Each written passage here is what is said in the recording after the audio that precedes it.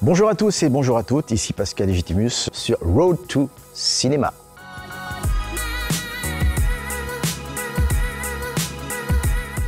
Pascal Légitimus, bonjour. Merci de nous accueillir ici au Théâtre des Bouffes parisiens, dans le 2e arrondissement de Paris. Le lieu est magnifique. Donc c'est ici que vous jouez L'invitation de Adrien Raca, mise en scène par Philippe Lelouch durant plusieurs mois. C'est d'ailleurs l'un de vos rôles, je crois, les plus drôles au théâtre. Il paraît qu'ici, toutes les 20 secondes, ça rigole. C'est-à-dire que j'ai la chance d'avoir un personnage qui est c'est un peu un dîner de con, pas trop con. Et donc je suis le pas trop con. Et c'est vrai que c'est écrit de telle manière qu'une phrase, un rire. Donc pendant 1h25, et c'est vrai que j'ai rarement eu l'occasion de jouer cette densité de rire sur une période assez longue. Évidemment que Les Inconnus, c'était un rire toutes les 20 secondes pendant 2 heures. Mais là, c'est une pièce de théâtre et j'avoue que je m'amuse beaucoup. Et les spectateurs aussi. Oui, puis l'histoire est assez cocasse. Cocasse, c'est un marivaudage classique. Voilà, un mari qui trompe sa femme, c'est très original, bien sûr. Donc c'est un type qui trompe sa femme et puis il rentre souvent tard le soir. Et à un moment donné, sa femme lui dit « Mais oh !» T'as vu l'heure? Et tout d'un coup, il a une fulgurance, il dit « J'étais avec mon copain Charlie. » Charlie, elle dit « Bah oui, mais et alors il va pas bien, donc je suis obligé d'être là. » Mais ça fait quand même souvent que t'es tard le soir, absent. Et elle lui dit « Bah invite-le à dîner ton copain, ça lui fera du bien. » Ok, et donc il est obligé de choper un mec dans un bar, un inconnu, pour justifier ses absences auprès de sa maîtresse. Pascal, votre carrière, elle commence à l'âge d'à peine 10 ans. Votre mère jouait avec Joséphine Baker. Ma grand-mère. Votre grand-mère. Parce que ma mère, c'était un peu... C'est ça, je me suis dit, elle avait quel âge? Oui, elle a 130 ans. Et l'un de vos cousins, c'est Laurent Voulzy. Et du coup, ma question me vient de dire, en fait, finalement, vous avez grandi dans une famille d'artistes. Est-ce que c'est ça qui vous a donné le goût du spectacle, de la comédie? Pas du tout. C'est votre papa qui vous a inscrit au théâtre? En fait, vous avez toutes les réponses. Vous me posez des questions, vous avez les réponses. C'est quoi cette émission? C'est bizarre quand même. C'est bizarre. Je suis un prétexte. Les questions-réponses. C'est ça. C'est vous la vedette en fait. Non, c'est vous, je vous assure. Oui, j'étais un enfant mutique, introverti pour plein de raisons médicales, entre autres. Et mon père, comme je l'ai dit souvent, a eu la bonne idée de me dévergonder grâce à une comédie musicale pour enfants dans laquelle j'ai été engagé. Aujourd'hui, vous avez toujours le trac? Oui, alors le trac et la timidité, c'est pas tout à fait la même chose. La timidité, c'est une manière de ne pas savoir comment le monde va vous comprendre. Et surtout, timide, c'est-à-dire qu'on se dit la peur des autres, la peur du regard des autres, la peur de gêner, la peur en général. Le trac, c'est la peur de faillir par rapport à son métier. Et puis surtout, on se dit, est-ce que ça va plaire? Toujours. C'est une erreur. En fait, il faut d'abord que ça nous plaise à soi. J'ai un petit peu le trac, 2 petites minutes. Voilà, je suis sponsorisé par Pampers, mais ça ne dure pas très longtemps. Il suffit que j'entende le brouhaha des spectateurs qui entrent dans la salle et tout d'un coup, je me dis, ça y est. Je vais me faire du bien et je vais leur faire du bien. Pascal, en matière d'humour, je vais rien vous apprendre. Vous apprendre, exactement. Vous êtes une référence. Nous, notre génération, on n'est pas de la génération des inconnus, mais par contre, on a grandi à travers nos parents, nos oncles, nos tantes, qui n'ont pas cessé exactement de dire vos répliques, à tel point que c'est quasiment dans le vocabulaire commun des Français. Comment on explique des décennies après un tel succès? Il se trouve qu'on a certainement abordé des sujets un peu universels, des sujets sociaux, des sujets thérapeutiques, dans le sens où on a fait du bien à des gens, parce qu'on a appuyé là où ça fait mal. En fait, on a dit tout haut ce que les gens n'osaient même pas dire tout bas peut-être, avec cette forme un peu théâtrale, clownesque, cinématographique. On a mis ça en chanson, parce qu'on est des artistes un peu complets, parce qu'on adore la musique, on est tous les 3 musiciens. On a vraiment une vraie formation théâtrale depuis tout petit. Didier a fait le conservatoire, Bernard Lecourt-Simon, puis moi, j'ai commencé tout jeune. Et on a vraiment eu cette volonté de s'exprimer, tout simplement. Ces 3 potes qui déconnent, mais dans un cadre professionnel, évidemment. Parce qu'avant d'être drôle, il faut être sérieux. Et je trouve ça d'ailleurs même parfois plus dur d'être drôle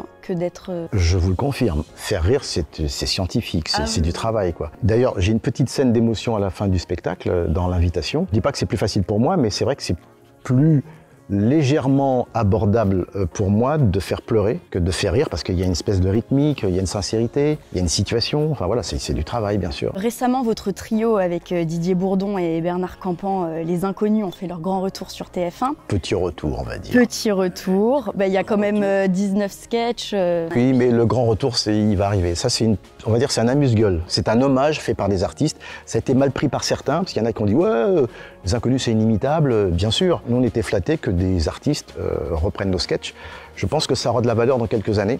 Alors, il y en a qui ont détesté, il y en a qui ont dit « On n'a pas envie de voir », il y en a qui ont adoré. Donc, il y en a eu pour tous les goûts, tous les dégoûts. Mais j'avoue que c'était vraiment courageux de la part de tous ces artistes féminin et masculin, avoir osé faire nos sketchs, voilà. Oui, c'est impressionnant. Je voyais Nico Aliagas, Pascal Elbé, Joey Star, enfin, vous êtes quasiment une soixantaine d'artistes. Ouais.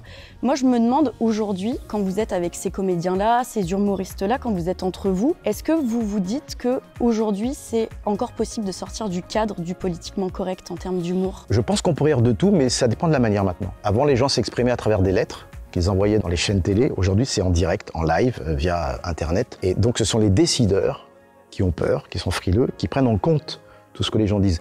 Mais en fait, on ne peut pas plaire à tout le monde. Ça veut dire qu'on ne peut plus rien dire, donc on ne peut plus s'exprimer. On a besoin d'appuyer là où ça fait mal. On a besoin de dire attention, là, il y a un truc qui ne va pas. Donc ce sont aux artistes, en général, à travers leur art, de s'exprimer. Donc s'exprimer, ça veut dire que c'est primordial d'exulter. Ça fait du bien. En fait, c'est comme un bouton qui a du pu, il faut appuyer dessus. Donc nous les artistes, on appuie dessus pour que le pu sorte. S'il y en a qui comprennent pas ça, tant pis pour eux. Je pense qu'il y a une phrase qui résume tout ça, c'est que le mal est dans l'œil de celui qui regarde. Donc ceux qui sont rageux et qui sont en colère et qui sont énervés, je pense que c'est eux qui ont un problème parce que ça leur parle directement. Mais comme je disais, pour conclure, on ne peut pas plaire à tout le monde. Moi, et puis j'ai l'impression qu'aujourd'hui, la tendance, elle est plus à... Avant, on rigolait des autres, tout le monde en prenait pour son grade. Aujourd'hui, c'est mieux de rire de soi, on prend un peu moins de risques. L'humour, c'est d'abord de se moquer de soi-même, mais c'est vrai que tu as raison, on prend moins de risques quand tous les youtubeurs et les stand-uppers font des vannes sur eux-mêmes, sur leur famille, sur leur giron, leur environnement. Mais à un moment donné, la société va très très mal aujourd'hui.